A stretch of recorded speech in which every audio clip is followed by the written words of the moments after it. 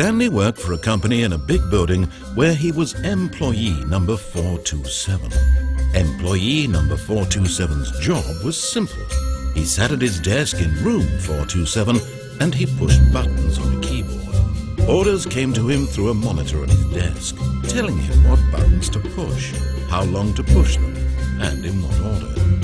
This is what employee 427 did every day of every month of every year. And although others might have considered it soul-rending, Stanley relished every moment that the orders came in, as though he had been made exactly for this job. And Stanley was happy. And then one day, something very peculiar happened. Something that would forever change Stanley. Something he would never quite forget. He had been at his desk for nearly an hour when he realized that not one single order had arrived on the monitor for him to follow. No one had showed up to give him instructions, call a meeting, or even say hi. Never in all his years at the company had this happened, this complete isolation. Something was very clearly wrong. Shocked, frozen solid, Stanley found himself unable to move for the longest time. But as he came to his wits and regained his senses, he got up from his desk and stepped out of his office.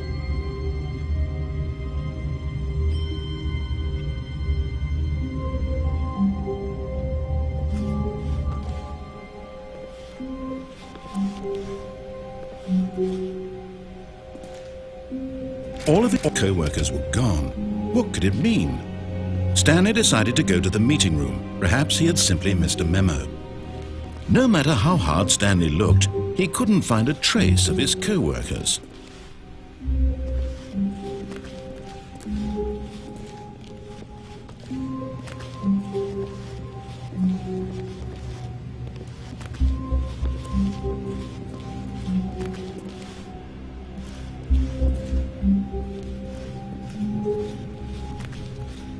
When Stanley came to a set of 2 open doors, he entered the door on his left.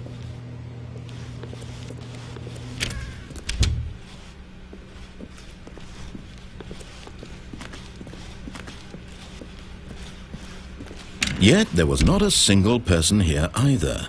Feeling a wave of disbelief, Stanley decided to go up to his boss's office, hoping he might find an answer there.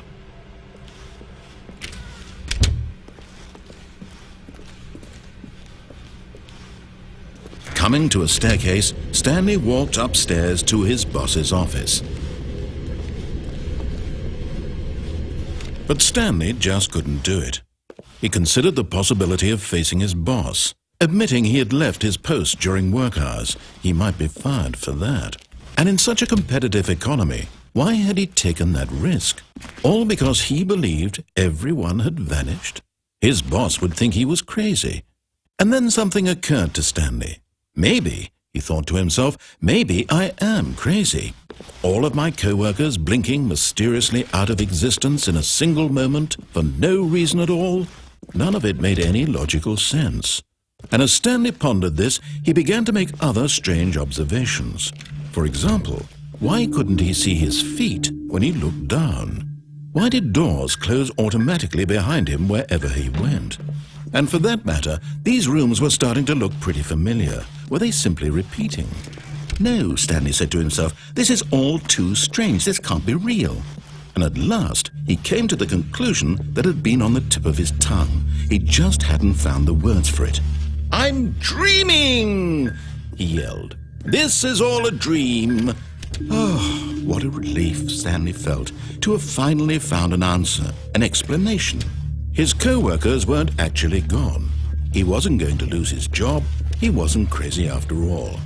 And he thought to himself, I suppose I'll wake up soon. I'll have to go back to my boring real-life job pushing buttons. I may as well enjoy this while I'm still lucid.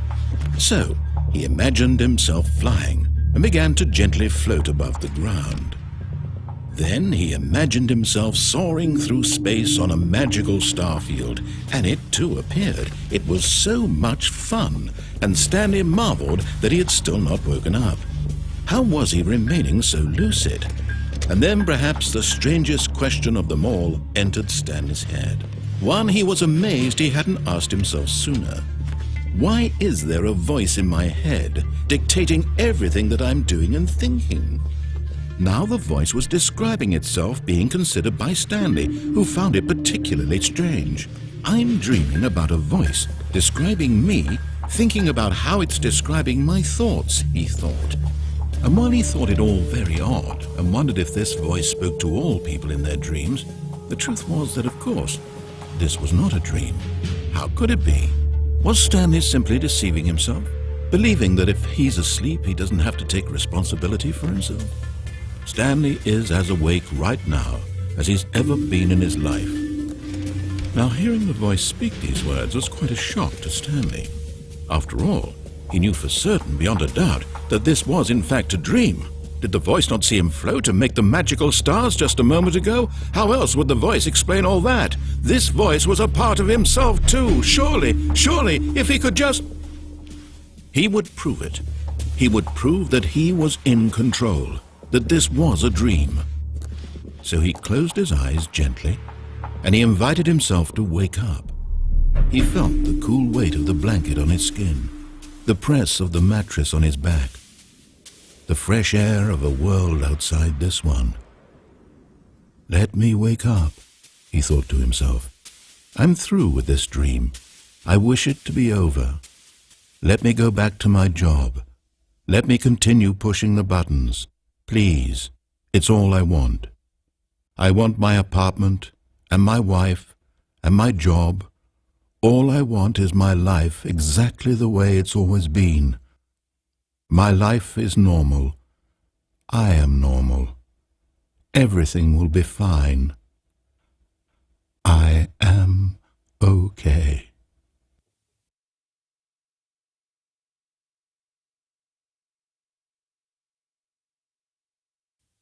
Stanley began screaming. Please, someone, wake me up. My name is Stanley. I have a boss. I have an office. I am real. Please, just someone tell me I am real. I must be real. I must be. Can anyone hear my voice? Who am I? Who am I? And everything went black.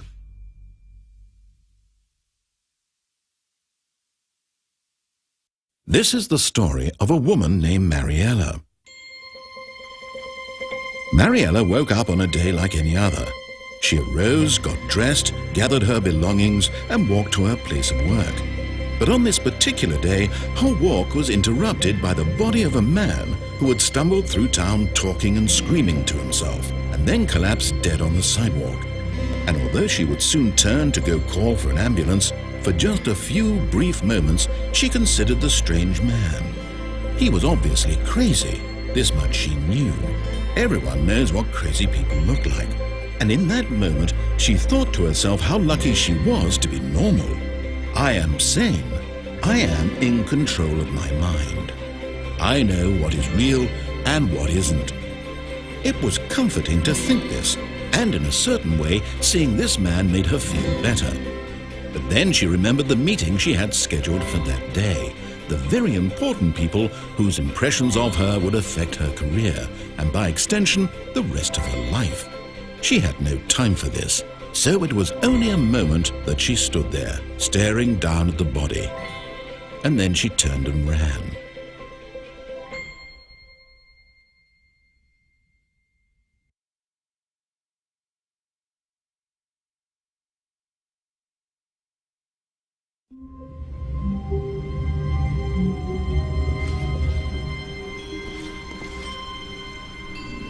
All of his co-workers were gone.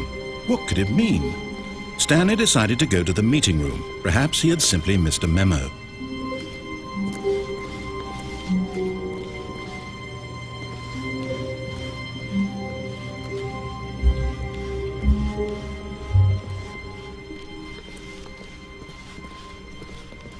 When Stanley came to a set of 2 open doors, he entered the door on his left. This was not the correct way to the meeting room, and Stanley knew it perfectly well. Perhaps he wanted to stop by the employee lounge first, just to admire it. Ah, yes, truly a room worth admiring. It had really been worth the detour after all, just to spend a few moments here in this immaculate, beautifully constructed room. Stanley simply stood here, drinking it all in. But eager to get back to business, Stanley took the first open door on his left.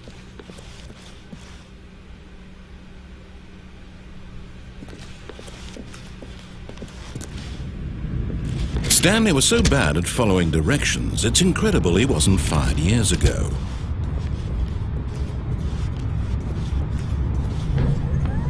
Look, Stanley, I think perhaps we've gotten off on the wrong foot here.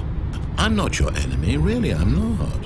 I realize that investing your trust in someone else can be difficult, but the fact is that the story has been about nothing but you all this time. There's someone you've been neglecting, Stanley. Someone you've forgotten about. Please, stop trying to make every decision by yourself. Now, I'm not asking for me, I'm asking for her. This is it, Stanley. Your chance to redeem yourself, to put your work aside, to let her back into your life. She's been waiting.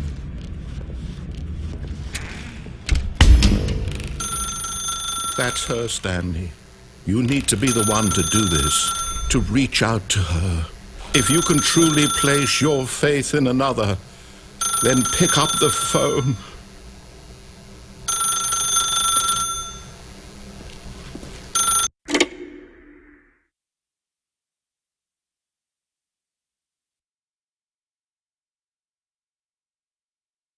Oh, Stanley, is that you? Hold on, sweetie. Sorry to keep you waiting. I'm just pulling the bread out of the oven. All right. Okay, there we go. All right, now, I want you to come in and tell me all about your day. Gotcha. Oh, come on. Did you actually think you had a loving wife who'd want to commit their life to you? I'm trying to make a point here, Stanley. I'm trying to get you to see something. Come inside. Let me show you what's really going on here. This is a very sad story about the death of a man named Stanley. Stanley is quite a boring fellow. He has a job that demands nothing of him, and every button that he pushes is a reminder of the inconsequential nature of his existence. Look at him there, pushing buttons, doing exactly what he's told to do. Now he's pushing a button. Now he's eating lunch. Now he's going home. Now he's coming back to work. One might even feel sorry for him, except that he's chosen this life.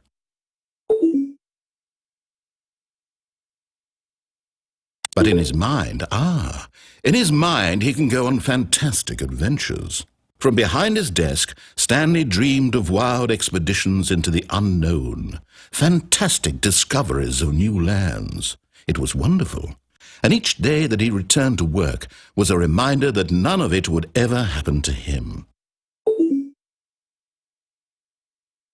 And so he began to fantasize about his own job. First, he imagined that one day while at work, he stepped up from his desk to realize that all of his co-workers, his boss, everyone in the building had suddenly vanished off the face of the earth. The thought excited him terribly. So he went further. He imagined that he came to two open doors and that he could go through either. At last, choice. It barely even mattered what lay behind each door. The mere thought that his decisions would mean something was almost too wonderful to behold. As he wandered through this fantasy world, he began to fill it with many possible paths and destinations. Down one path lay an enormous round room with monitors and mind controls. And down another was a yellow line that weaved in many directions. And down another was a game with a baby. And he called it the Stanley Parable. It was such a wonderful fantasy, and so in his head he relived it again, and then again, and again, over and over, wishing beyond hope that it would never end, that he might always feel this free. Surely there's an answer down some new path, mustn't there be? Perhaps if he played just one more time. But there is no answer. How could there possibly be? In reality, all he's doing is pushing the same buttons he always has. Nothing has changed. The longer he spends here, the more invested he gets, the more he forgets which life is the real one.